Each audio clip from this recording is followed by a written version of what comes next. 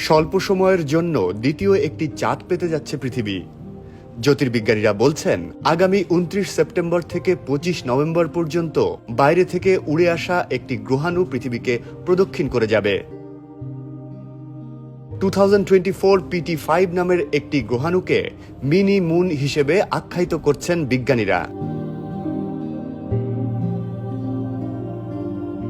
American astronomical সোসাইটির একটি গবেষণায় এই গ্রহাণুর গঠন, ভ্রমণ পথ ও অন্যান্য বিষয়গুলো উঠে এসেছে।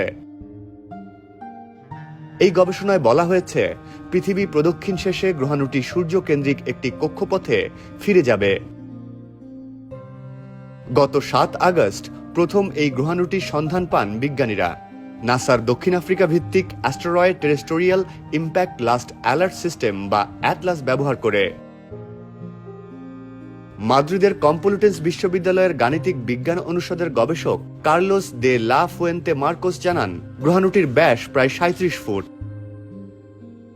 পৃথিবীর মহাকর্ষে আকৃষ্ট হয়ে যে কোনো গ্রহাণুর কক্ষপথ প্রদক্ষিণ করার ঘটনা এটিই প্রথম না। এরকম অস্থায়ী চাঁদের দেখা আগেও পেয়েছে পৃথিবী।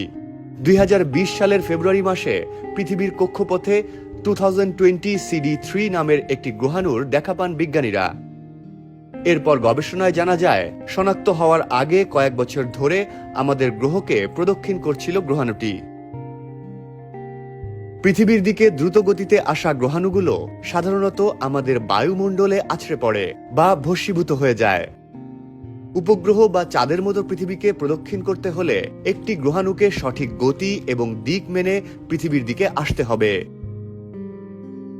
দে লা ফুয়েন্তে মার্কোস বলেন, মিনি মুনে পরিণত হতে হলে আগত একটি বস্তুকে ধীরে ধীরে পৃথিবীর কাছে আসতে হবে।